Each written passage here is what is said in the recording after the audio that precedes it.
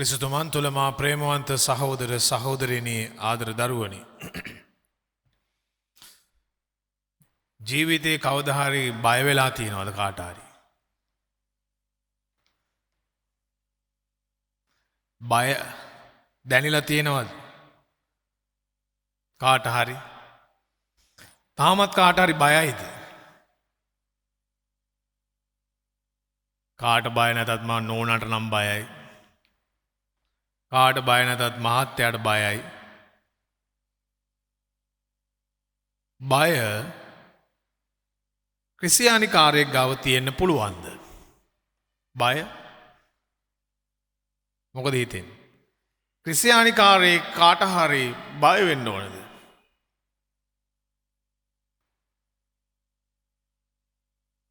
පුළුවන්ද බය වෙන්න? අද ගීතාවලිය 27 අපිට කියනවා ක්‍රිස්තියානිකාරයා ගාව බය ගෑවිලාවත් තියෙන්න බැහැ කියලා. සමිදානන් වහන්සේ මාගේ ආලෝකය හා විමුක්තියය, මම කිසිවෙකුට බිය නොවෙමි. හිමිතුමානෝ මාගේ ජීව ශක්තියය, මට බීතියක් නැත. එළිය ඔබ මගේ, කාට බියේ සිටින්ද මම සමිඳුනේ. දුදනන් වන මාගේ විරුද්ධකාරයෝ සහ සතුරෝ මා කාදමන පිණිස ආකල ඔහු පැකිලි වැටුණෝය. ප්‍රේමවන්ත සහෝදර සහෝදරයනි, දාවිද් මේ ගීතය ලියන්නේ දාවිද්ට සතුරා පහර දෙන මොහොතක, දාවිද්ට සතුරු ආක්‍රමණ වැඩි මොහොතක. ඒ සවුල්ගේ වෙන්න පුළුවන්, ඒ අනික් ජාතීන්ගේ වෙන්න පුළුවන්. දාවිද්ව වට කරගෙන සතුරා ඉන්න වෙලාවකත් දාවිද් දෙවියන් වහන්සේට කියනවා, ඔබ වහන්සේ මාගේ ආලෝකය, ඔබ වහන්සේ මාගේ විමුක්තියයි. මා වට කරගෙන සතුරාවත් ඒ සතුරා පැකිලි වැටෙනවා. මම කවදාවත් ඒ සතුරාට බය නැහැ. එනිසා අද දවසේ ස්වාමින් වහන්සේ අපිට ආරාධනා කරනවා අපේ ජීවිතයේ මේ බය කියන දෙය අයින් කරගන්න. ඇත්තටම බය එන්නේ නපුරාගෙන්, යක්ෂයාගෙන්. දේව බය හැරෙන්න, දෙවියන් වහන්සේට බිය හැරෙන්න, අනෙක් අපි ජීවිතයේ දේවල් වලට බය නම් සමහරක් වෙලාවට අපි අපේ පෞල් ජීවිතය ඇතුලේ බයයි. සමහරක් වෙලාවට අපි අපේ අධ්‍යාපනයට බයයි. සමහරක් වෙලාවට අපි ලෙඩ දුක් වලට බයයි. උන්වහන්සේ කියනවා නැහැ. ඔබ බය විය යුතු නැහැ. මොකද උන්වහන්සේ මගේ ආලෝකයයි, මාගේ විමුක්තියයි. බල ඇණියක් මට විරුද්ධව කඳවුරු බැන්දත් මසිතට බයක් නැත. මට විරුද්ධව යුදගිනි ඇවිලුණත් මම සුරක්ෂිතය. යුද සේනා නැග සිටියත් මා තැතිගන්වා, ඇදහිලි සිත මගේ කොහෙත්ම නොයයි පිරිහිලා. එනිසා ප්‍රේමවන්ත සහෝදර සහෝදරියනි ආදර දරුවනි, ජීවිතේ දෙවියන් වහන්සේගේ යන ගමනේ අපේ ජීවිත ගැන අභිමානයක් ඇති කරගන්න ඕන. ආත්ම අභිමානයක්, self confidence. නෑ, මට පුළුවන්. මට මේ ගමන යන්න පුළුවන්. මට මේ ජයග්‍රහණය ලබන්න පුළුවන්. මට මේ විභාගය සමත් වෙන්න පුළුවන්. මට මේ රැකියාව මෙතනට යන්න පුළුවන්. මගේ ජීවිතේ ණය ටික මට බේර ගන්න පුළුවන්. මගේ ලෙඩේට මම සටන් කරනවා. මම සුවය ලබනවා. මට පුළුවන්. මෙන්න මේ හැඟීම ස්වාමින් වහන්සේ තුල අප ගාව තිබිය යුතුයි.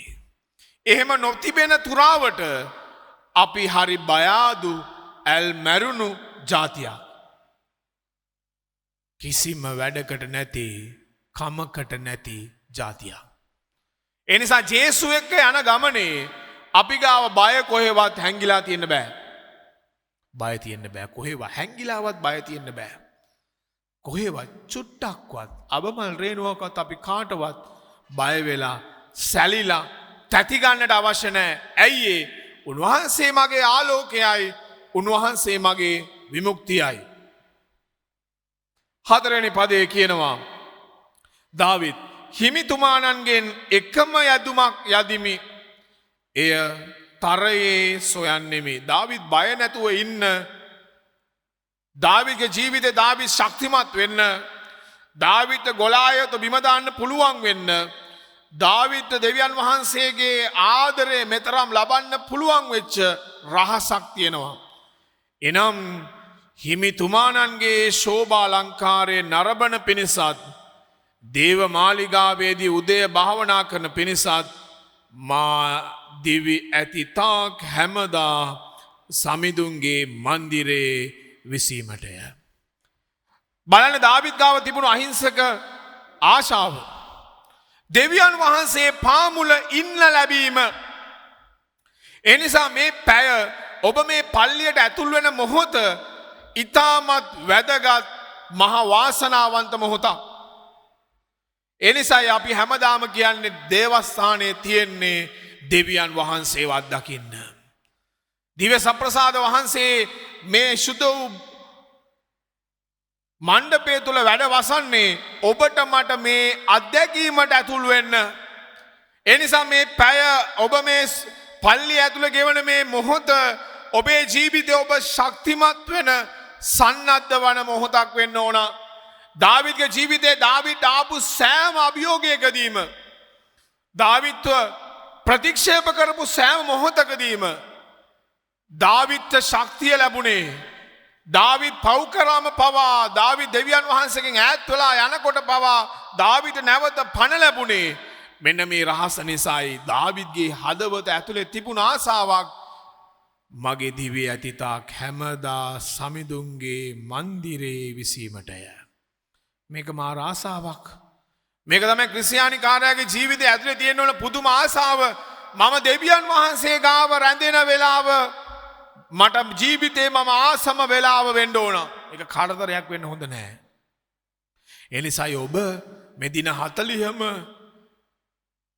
එන්නේ ජේසුව හොයාගෙන වැඩ නැති හින්දා නෙමෙයි. වැඩ ඇරිලා වැඩ තියාගෙන ගෙදර වැඩ ඉක්මනට ඉවර කරලා සමහරක දුර ඉඳගෙන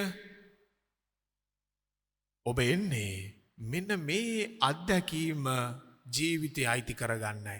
මොකද මේ පැය මේ මොහොතේ ලැබෙන ඒ ආදරය තමයි ඔබව ඉතුරු දවස ජීවත් කරවන්නට යන්නේ.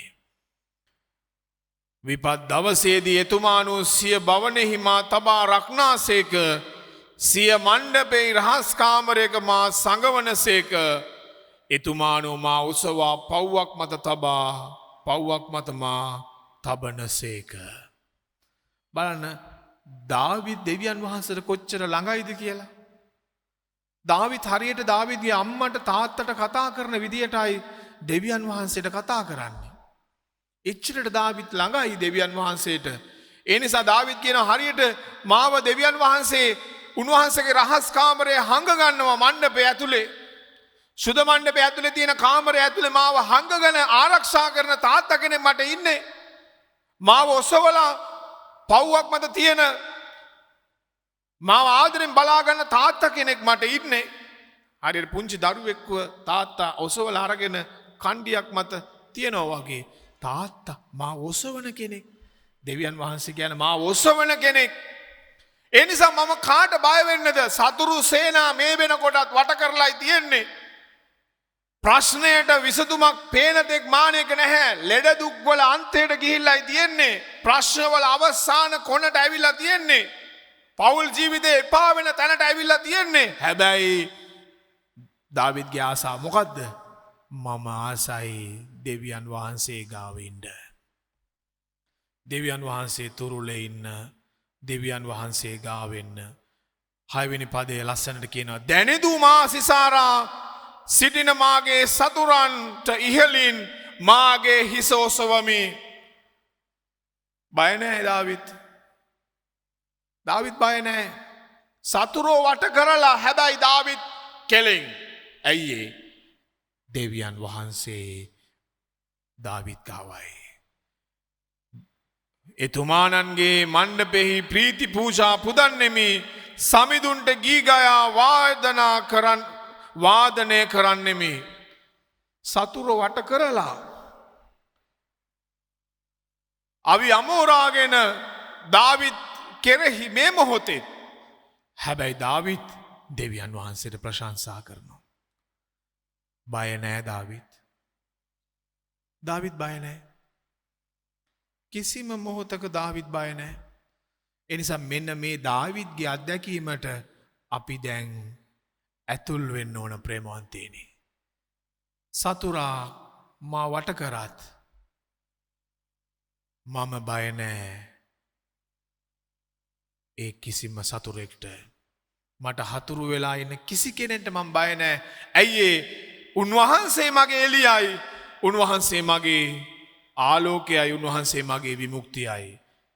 හිමිතුමානනි මා හඬ නගා කියන දෙයට සවන් දුන මැනව මට කරුණා කොට උත්තර දුන මැනව. මා කෙරෙන් ඔබේ මුහුණ සඟවා නොගත මැනව උදහසින් ඔබ මෙහෙකරුවා බැහැර නොකළ මැනව. ඔබ මාගේ සරණය වනසේක මාගේ විමුක්තිදායක දෙවියනි මා පහ නොකළ මැනව මා අත් නොහල මැනව.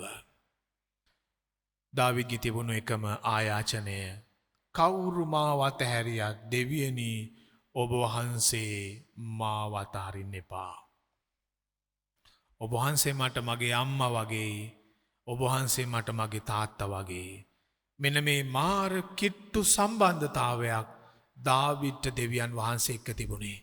ඒ නිසායි දාවිත් හරි උපමාවන් ගේන්නේ තනින් තන මේ අම්මගේ තාත්තගේ උපමාව දෙවියන් වහන්සේට ආරෝපණය කරන්න. ඒ නිසායි මා ඔසවා තියෙන කෙනෙක්, මාව නලවන කෙනෙක්, මාව හංගගන්න කෙනෙක්, මාව තුරුළු කරගන්න කෙනෙක් දෙවියන් වහන්සේ. ඒ නිසා 10 වෙනි පදේ කියනවා මාගේ මව්පිය දෙදෙනා මාත් හැරියෝය. එහෙත් හිමිතුමානෝ මා පිළිගන්න සේක. අම්මා තාත්තටත් වඩා කිට්ටු සම්බන්ධයක්. දාවිත් බය නොවන්න හේතුව ඒකයි. දාවිගේ ජීවිතේ දාවිත් ශක්තිමත් වෙන්න හේතුව ඒකයි. එනිසා ප්‍රේමවන්ත සහෝදර සහෝදරියනි ආදර දරුවනි ස්වාමින් වහන්සේ මේ රාත්‍රියේ ඔබටත් මටත් ආරාධනා කරනවා මේ දාවිද්ගේ අත්දැකීමට ඇතුල් වෙන්න. ඇත්ත ජීවිතේ අපිට ගොඩක් දේවල් ප්‍රශ්න තමයි. ප්‍රශ්න ඉහටත් උඩින් ඔව් ඇත්තයි. ලෙඩදුක් කරදර ඔළුව බරයි ඇත්තයි. හැබැයි විශ්වාස කරන්න උන්වහන්සේ තමයි මගේ ආලෝකය. උන්වහන්සේ තමයි එකම මගේ පිළිසරණය. එනිසා ස්වාමින් වහන්සේ තුල ඇතුල් වෙන්න මේ ජීවිත ගමනට කඩා වැටිලා ජීවත් වුණ ඇති. කලකිරුණ ඇති. නැගිටින්න උන්වහන්සේ තුල කවුරු මට විරුද්ධ වුණත් මට කාර්යයක් නෑ. ඇයි ඒ? උන්වහන්සේ මා තුලයි මා සමගයි. එනිසා අපි මේ දාවිද්ගේ අත්දැකීමට ඇතුල් වෙමු. අම්මා තාත්තගේ ආදරයටත් වඩා ගැඹුරු ආදරයක්, ඒ සම්බන්ධතාවයටත් වඩා ගැඹුරු සම්බන්ධතාවයක් අයිති කරගන්න අපි සැරසෙමු. අවසාන පදය කියනවා 14 වෙනි පදය. සමිඳුන් කෙරේ බලා සිටින්න, ශක්තිමත් වන්න, ධෛර්යවත් වන්න. සමිඳුන් කෙරේ බලා සිටින්න. ඔව් අපි ගොඩක් අය දිහා බලන් හිටියා. හැබැයි ඒ බලන් හිටපු ගොඩක් අය අපි අතහැරිය එක තැනකදී. අපි බලන් හිටපු, අපි බලාගත්තු ගොඩක් අය හිටියා. හැබැයි ඒ අය අපි අතහැරියා. දාවිත් කියනවා මගේ නෑදෑයෝ මාව අතහැරියා, මගේ යාළුවා මාව අතහැරියා, මගේ සහෝදරයෝ මාව අතහැරියා, මා විශ්වාස කරපු රජතුමා මාව අතහැරියා. හැබැයි එක්කෙනයි මාව අතහැරියේ නැත්තේ. ඒ තමයි දෙවියන් වහන්සේ. ඒ නිසා සෑම මොහොතකදීම සමිඳුන් කෙරෙහි බලා සිටින්න, ශක්තිමත් වන්න, ධෛර්යවත් වන්න සමිඳුන් කෙරේ බලා සිටින්න. අත් දෙක වැඳගෙන ඇස් දෙක වහගෙන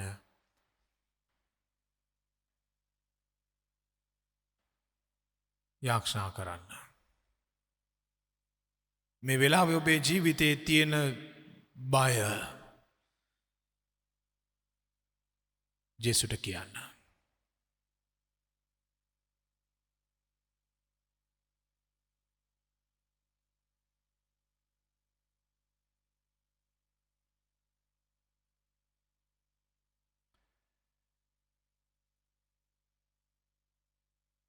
උන්වහන්සේ මගේ බලකොටුවයි.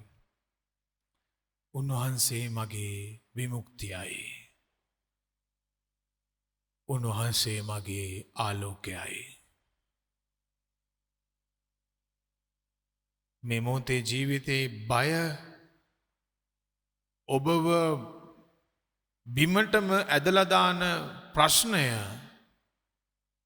ඔබව සමාජයෙන් කොන් කරන ප්‍රශ්නය ඔබ සමාජයට මුහුණ දෙන්න බයම දේ ජේසුට කියන්න. ජේසුනි මාව මේ ප්‍රශ්නය පුදුමාකාර විදියට මාව බිඳුවට දානවා. බිමටම දානවා. මාව නැති කරනවා. මම බයයි මුහුණ දෙන්න මිනිස්සුන්ට. මම බයයි විභාගවලට. ජේසුනි මම බයයි මගේ ලෙඩේට. මොනවා වෙයිද කියලා මම දන්නේ නැහැ. මේ ලෙඩේ හින්දා මගේ ගෙදර අයට මේ ණයතුරු හින්දා මේ ප්‍රශ්න හින්දා මගේ දරුවන්ට මොනවා වෙයිද කියලා මම බයයි. මට මගේ දරුවෝ ගැන බයයි ජේසු. මට බයයි මගේ දරුවෝ ගැන. මට මගේ රස්සාව ගැන බයයි. මට මගේ මහත්තයා ගැන බයයි.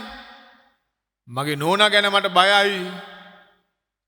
මට ස්වාමිනී පුදුමාකාර බයක් තියෙන ජීවිතේ. සමහරක් වෙලාවට ඒක මහා අනවශ්‍ය බයක්.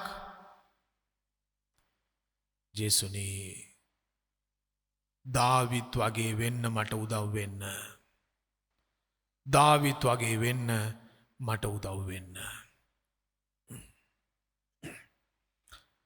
අපි හැමෝම කියමු එලිය ඔබ මගේ පිළිසරණේ කාට බියේ සිටිම්ද මම් සමිඳුනේ මගේ ජීවිතේ බලකොටුව ඔබේ එබිහිඳිම් කායිදිරියේ හිමිසන්දේ මට හතුරුව කඳ උරුමැද සිටියත් හමුදා නැසැලෙන්නේ හදවත මගේ බියෙන් මිරිකිලා